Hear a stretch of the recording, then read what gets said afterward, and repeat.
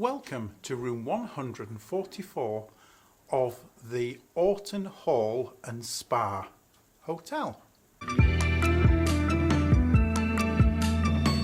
So here we are outside the hall. Now the hall has got some absolutely fantastic history and could not possibly go into all of it because I can't remember most of what I read, but the basic highlights are that there's been a hall here at Orton since in the 11th century, about 1060s.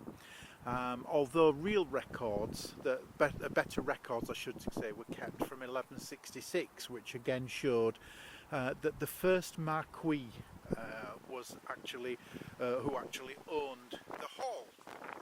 Now there have been some very famous people, particularly the Marquis de Huntly of Huntly. Also owned this at some point, and there have been 12 marquises right the way through until 1954, when the hotel was eventually sold. But there's been some sort of rebuilding of it, and the actual hall itself is really around 18th and 19th century, because obviously they rebuilt it. In fact, one of the marquises built it or rebuilt it as a wedding gift to his wife. Yes, makes my gift to my wife at our wedding day look rather small, but anyway.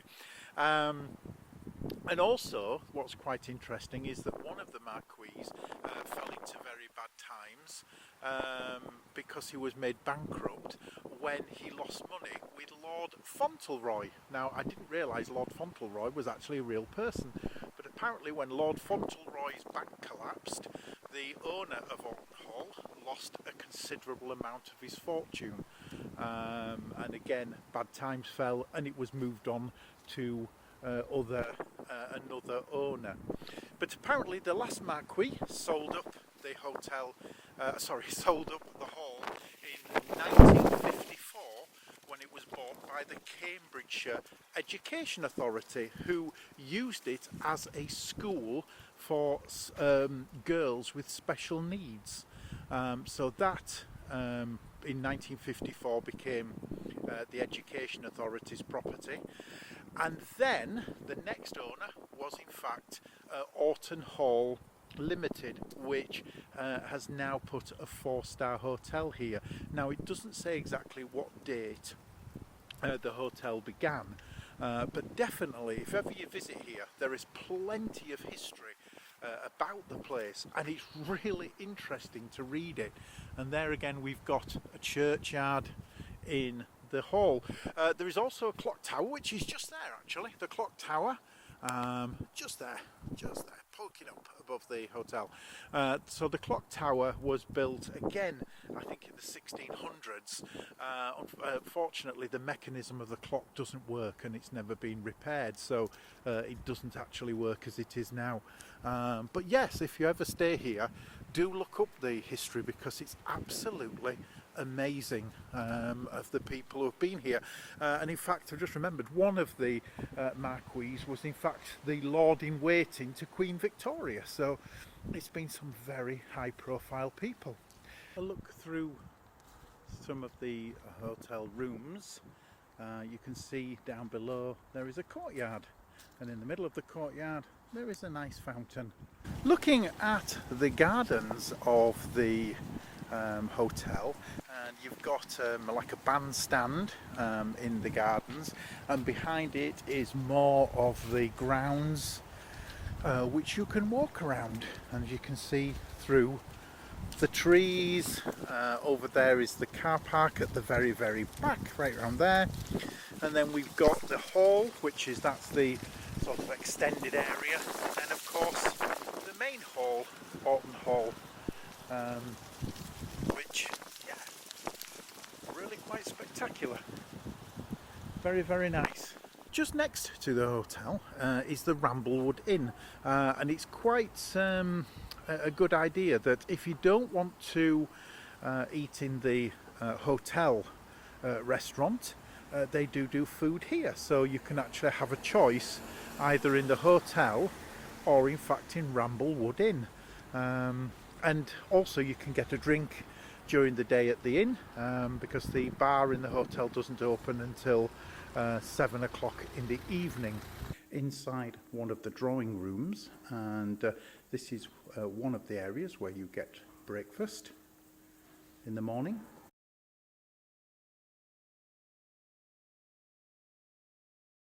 And here we have the conservatory where they've just served afternoon tea, and with the Christmas tree lit. As you can see, it's Christmas time. Throughout the hotel, inside, there are the original walls of the hall, and as you can see, this was a gateway through with the coat of arms. And as you go through and look on the other side, I'm not sure how light it is, but again there's another coat of arms on the inside of the gateway. Through again, and we've got the walls to the right of the original hall, and on the left there is a conservatory for people to sit and relax.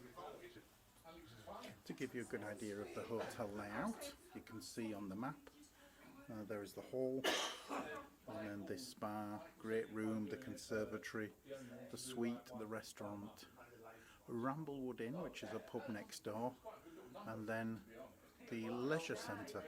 But as you can see, it's quite a big property. A quick look through at reception, and this is a sitting area of the reception, and then the coach house lounge as it's called, and then through to the reception, and finally inside the room. So before we start, a quick look at exactly where we are. So we're actually in the hall, the old hall, and we're at the front of the hotel. I think it's the front. The reception is at the back. So basically room 144 is here. There is there's other rooms just to the side. This actually has a connecting door, which is just to the side of me, to this room. But as you can see, it's probably reasonably sized. That looks a considerably bigger room. But this room is actually a standard room. It's classed as a standard, but yeah, we'll come to the price later. So, okay, on the right, as you come in, you have a cupboard with ironing board, safe, etc. You also have the door on the left, which is the connecting door through to the other room. There is a large mirror down this little corridor, and then you move into the main room. So as you can see, on the right hand side, you've got a desk and the history from which I read when I first, when I did that. And obviously there's a good few pages of the history, so it's very interesting. There's also a nice fireplace with a great big mirror. There's a lot of big mirrors, of which unfortunately you can see me in. But I won't be there if you book the room. Now there's a large TV along with drinks, and there are lots of coffees, loads and loads, lots of tea, sugars, milks, really well supplied, and even some biscuits. Yeah, some butterscotch biscuits. So really, really good supply of teas and coffees. There's also some lovely pictures around which show obviously Peterborough, I guess, and Orton many, many years ago. Okay, can't really avoid the bed. So the bed is enormous. Now, I'm hoping you get a good size of this, but as you can see, there are 3 pillows side by side on the head of the bed, and then obviously cushions there as well. But the 3 pillows do reach from one side to the other, so I guess that is a super king. Obviously, it's in a 4-poster style or canopy bed, as it's when you book it, the standard room with a canopy bed. That's what we booked. Let's have a quick look outside. So, looking outside, there is the rest of the hall, and there's the bandstand that you saw earlier, and then more of the grounds as you look over. Now, apart from the grounds, which is quite considerable, you are very close to a large park, which I think is called Moon Park. But lots and lots of walking. You know, you could be hours walking around there. Really quite amazing. But yeah, you've got quite a nice view. A little spoilt by this roof here, but you can't argue. You're certainly looking out over some nice gardens. So that's, you know, pretty excellent. The room, yes, there is another, you know, a couple of tables at the side. There's a speaker. There's a clock there. So yeah, fantastic. But we better go into the bathroom. And as you can see, you've got sort of an oldie worldy type taps with a sink, but certainly match the hotel. You've also got the toilet, obviously, and the shower, which is a good big size shower over the top. You've also got obviously a bath, but you've got a handheld shower as well. So that's fantastic. You've got really good facility for the bathroom. There's also a whole range of lotions and potions and soaps and shower caps and something that says take care. Not sure what that is. Oh, I think it's like cotton wools and things, so that's amazing. Plus you have shampoos actually and body washes in hand for the shower as well. So they've really, and then also for the sink, so they've really made sure that you want for nothing in the bathroom. The room, let's have a think. So the price. Now, the price, it's really hard to get into this hotel. I must admit, I have tried many times, but one of the problems is it's generally fully booked. I did also, with it being near Christmas, I wanted a sort of special getaway, so we did look for what these classed, as I say, as a standard room, but with a canopy bed. The price of the hotel for tonight was £187, but that does include breakfast, and I'm hoping it's a big one. But so it is, you know, it's on the expensive side. However, you have got a lot of facilities here. Apart from the gardens, you've got a fantastic leisure pool facilities with spas, etc. You know, I mean, I can't film down there. I wish I could, but if you look on the brochures, it's amazing. You know, absolutely stunning. So fabulous facilities here, and you're getting what you're paying for. So you are paying a lot with 187, but you're definitely getting the what you pay for.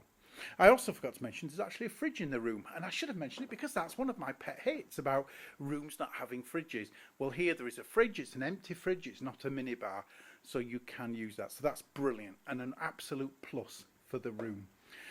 Wi-Fi, yes, of course, there's Wi-Fi included. I'll put on the picture now if we've had a problem with that. But certainly there's the Wi-Fi is included.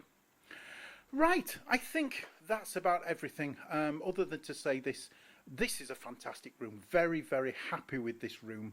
You know, looking forward to staying here, and would definitely look to come again. You know, I know it's on the you know, the upper market on the price, but definitely it is a fantastic hotel. And one that we would certainly look at coming again. So, this has been room 144 of the Orton Hall Hotel and Spa. Thank you very much for watching, and please check back if you want to see some more hotels, and hopefully as fabulous as this one. Thanks very much for watching.